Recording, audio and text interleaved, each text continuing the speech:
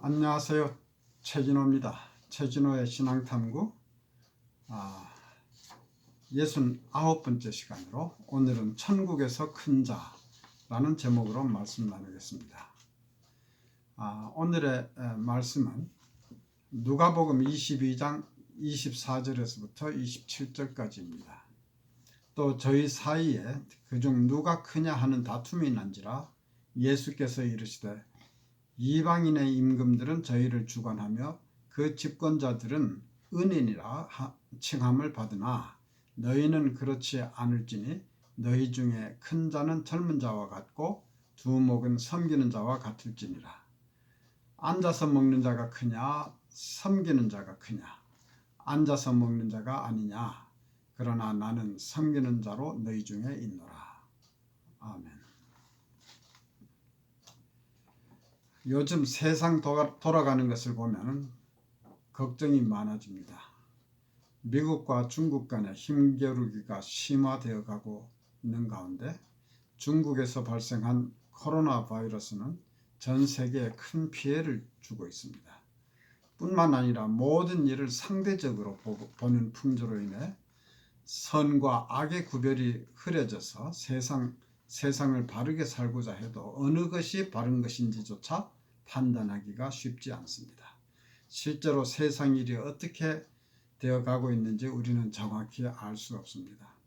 우리는 단지 우리가 얻는 제한된 정보만을 가지고 나름대로 가정을 하며 어떤 결정을 내리고 행동을 하고 있습니다. 그 결과가 어떻게 될지에 대해서 확신할 수도 없습니다. 가까이 나 자신의 일상생활과 주변 상황에서도 마찬가지입니다. 자녀 교육은 어떻게 하는 것이 최선인지 알 수가 없고 잘한다고 하지만 당황스러울 때가 많습니다. 직업 선택의 문제, 사람들과의 교제 문제, 재산관리 문제, 집이나 기타 부동산을 사고 파는 문제 등 나름대로 어떤 결정을 하고 실행하지만은 그 결과에 대해서 모든 것이 불확실합니다. 이 세상에는 언제나 선과 악의 세력이 있어서 악의 세력은 선의 세력을 무너뜨리려 하고 있습니다. 예수님의 탄생 시에는 동방박사로부터 예수님의 탄생 소식을 들은 악의 세력인 헤롯 왕은 태어나신 예수님을 죽이기 위해서 베들레헴 지방의 2살 이하의 산의 아이를 다 죽이는 만행을 저지르기도 했습니다. 누가복음 22장에서는 사탄의 세력이 조직화하기 시작해서 예수님을 죽일 음모를 꾸미는 장면이 기록되고 있습니다. 6월절이 가까워지자 대제사장들과 서기관들이 예수를 죽일 계획을 세우고 예수님의 12제자 중에 하나인 가룟 유다는 사탄의 유혹을 받아 이들과 모의하여 돈을 받고 예수를 넘겨주기로 약속을 합니다. 한편 예수님은 최후의 만찬을 준비하시며 앞으로 일어날 일에 대해 대비하십니다. 예수님은 제자들을 시켜서 6월절 식사를 준비하십니다. 그리고 이 자리에서 예수님은 떡을 취하셔서 이것은 너희를 위해서 주는 나의 몸이라고 하시고 포도주를 취하셔서 이것은 내 피로 세우는 새 언약이라 하시면서 이를 먹고 마시며 나를 기념하라고 하셨습니다. 이것이 오늘날까지 교회에서 이어지고 있는 중요한 의식의 하나인 성찬예의 시작입니다. 그리고 예수님은 인류를 위한 하나님의 위대한 계획을 실행하시기 위해서 잡히실 준비를 하십니다. 22장 22절에서 예수님은 인자는 이미 작정된 대로 가거니와 그를 파는 그 사람에게는 화가 있으리로다 라고 하셨습니다. 이 말씀은 이미 성경에 기록된 대로 예수님은 인류의 구원을 위해서 죽으실 것임을 말씀하신 것인데 제자들은 그 뜻을 이해하지 못했습니다. 악한 세력은 자기들의 계획대로 예수님을 죽이는 데 성공하지만 예수님은 오히려 그들의 악한 계획을 이용하셔서 하나님의 원대한 계획인 인류를 구원하시기 위해서 자신을 속죄 제물로 드리는 일을 착오 없이 진행하신 것입니다. 제자들은 자기들에게 닥칠 사건에 대해서 제대로 감지하지 못했습니다. 예수님이 고난을 당하시고 십자가에서 죽으실 것이라고 여러 번 예고하셨는데도 불구하고 그들은 그 말씀을 이해하지 못했습니다. 그들은 설사 예수님을 해치려는 세력이 있다 하더라도 어떤 종류의 전투가 있을 것이고 예수님의 능력이라면 악한 세력을 다 물리치실 것이므로 예수님이 죽으시는 일은 없을 것이라고 생각했을지도 모릅니다. 그리고 어떤 정치적인 반전을 기대했을 것입니다. 그들은 우리를 구속하시기 위한 하나님의 계획에 대해서 알 수가 없었습니다. 제자들은 자기들의 문화적 가치에 따라서 생각을 한 것입니다. 그들은 영적으로 어두웠고 성숙하지 못했습니다. 그들은 아직도 예수님의 나라가 세워지면 누가 더 높은 자리를 차지할 것인가에 관심이 많았습니다. 누가복음 22장 24절에 의하면 저희 사이에 그중 누가 크냐 하는 다툼이 났다고 합니다. 예수님의 말씀은 그들의 생각과는 전혀 다른 것이었습니다. 22장 25절과 26절에서 예수님은 이방인의 임금들은 저희를 주관하며 그 집권자들은 은인이라 칭함을 받으나 너희는 그렇지 않다고 하셨습니다. 이방인의 집권자들은 스스로 자신들을 은인, 즉 은혜를 베푸는 자라고 칭했다고 합니다. 그리고 그들은 남들로부터 섬김을 받는 것을 좋아했습니다. 그러나 예수님은 너희 중에 큰 자는 젊은 자와 같고 두목은 섬기는 자와 같을 것이라고 하셨습니다. 섬김을 받고자 하는 자는 섬기는 자가 되어야 합니다. 세상에서는 봉사하는 자보다 앉아서 받아서 먹는 자가 크지 않으냐? 그러나 너희는 그렇지 않다. 너희는 큰 자가 되고자 하면 섬기는 자가 되어라. 나도 너희들의 스승인 나도 너희 중에 섬기는 자로 있노라 라고 하셨습니다. 제자들은 하나님이 하시는 일을 이해하지 못했습니다. 빌립보서 2장 5절에서부터 11절까지의 말씀대로 예수님은 근본은 하나님의 본체이시지만은 오히려 종의 모습으로 자기를 낮추시고 심지어 죽기까지 복종하셨습니다. 그러므로 하나님이 그를 지극히 높이셨습니다. 예수님은 하나님의 아들이시므로 당연히 높임을 받아야 합니다. 그러나 바울 사도는 예수님이 하나님의 아들이라는 이유로 높임을 받으신 것이 아니라 자신을 낮추셨기 때문이라고 합니다. 하나님은 처음에 완전한 세상을 만드셨습니다.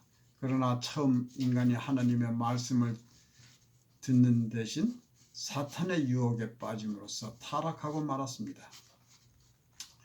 하나님은 아브라함을 택하셔서 그와 그 후손에게 복을 주시고 그들을 통하여 만민에게 복을 주시겠다고 하셨습니다. 그러나 아브라함의 후손인 이스라엘 백성들은 하나님께 순종하지 않고 패역함으로써 끝내 버림을 받게 됩니다. 그래도 하나님은 이들을 아주 버리시지 않으시고 하나님과 인간 사이를 중재할 새로운 지도자인 예수님을 보내셔서 계획을 실행해 가시는 것입니다. 하나님께서 만민에게 주시는 궁극적인 복은 그동안 타락했던 모든 것을 제거하고 처음의 세상을 회복하시는 것을 의미합니다. 하나님 나라의 새로운 질서는 예수를 믿음으로 인해서 핍박받으며 소외된 사람들을 위한 것입니다. 자신의 유익만을 위하지 않고 희생하는 사람, 이 세상의 허황된 약속을 의지하지 않는 사람, 의를 위해서 핍박받는 사람, 애통하는 사람, 마음이 청결한 사람, 자기 의를 정당화하기 위해서 권력이나 폭력을 사용하지 않고 화평케 하는 자를 위한 것입니다. 천국은 이런 사람들을 위한 것입니다. 씨 뿌리는 자의 비유에서 보듯이 복음이 선포되어도 듣는 사람의 마음밭에 따라서 다른 결과를 가져올 수 있습니다. 하나님의 말씀에 대한 확신이 우리의 삶의 기초가 될 때 우리를 변화시킵니다. 예수님은 마태복음 7장에서 좁은 문으로 들어가라. 멸망으로 인도하는 문은 크고 그 길이 넓어 그리로 들어가는 자가 많고 생명으로 인도하는 문은 좁고 길이 협착하여 찾는 이가 적음이니라고 하셨습니다. 하나님은 생명으로 인도하는 문을 크고 그 길을 넓게 만들어 주셨으면 좋을 텐데 왜 그 반대로 하셨을까 하는 생각이 듭니다. 하나님은 짓궂은 심술꾸러기신가? 그러나 이것은 하나님이 그렇게 만드신 것이 아니고 인간의 죄성으로 인해서 그렇게 되는 것입니다. 사람들의 이기주의, 위선, 교만, 욕심, 시기, 질투 등 모든 악한 행위는 가르치지 않고 배우지 않아도 누구나 쉽게 하게 됩니다. 그러나 이런 것들을 거부하는 것이 어렵기 때문에 생명으로 인도하는 문은 좁고 길이 협착하게 되는 것입니다. 예수님은 원수를 사랑하라고 말씀하셨습니다. 그러나 이것은 정말 어려운 일입니다. 원수가 사랑스러울 수가 있습니까? 사실은 원수는 밉지만 분노와 갈등을 마음속에 감추고 그 원수를 위해서 선한 일을 하면 그것이 바로 원수를 사랑하는 것이라고 말하는 사람도 있습니다.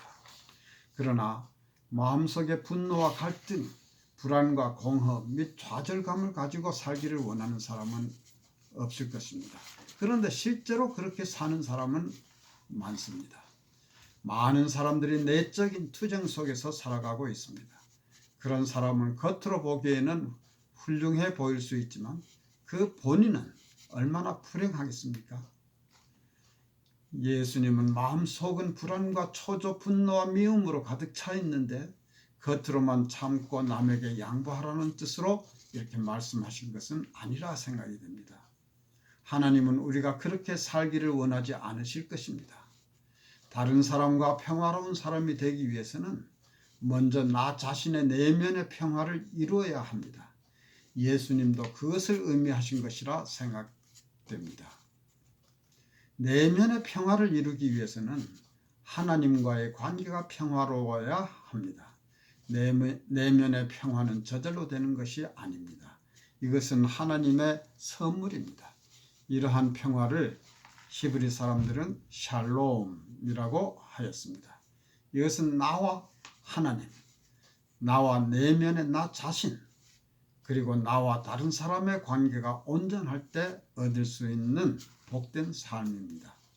하나님이 주시는 평화는 우리가 예수를 믿음으로써 말미암아 하나님의 자녀가 될 때 하나님으로부터 주어지는 것입니다.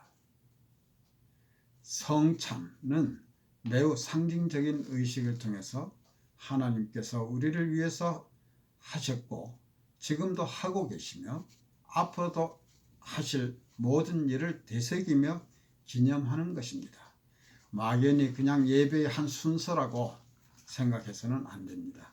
예수님이 우리를 위해서 피 흘리시고 십자가에 죽으신 것을 기념하는 것입니다. 기쁜 마음으로 겸손하게 담대하게 감사하는 마음으로 공동체와 함께 정규적으로 실시하고 참여해야 하는 것입니다. 이를 신령과 진정으로 수행하는 자는 천국에서 큰 자입니다.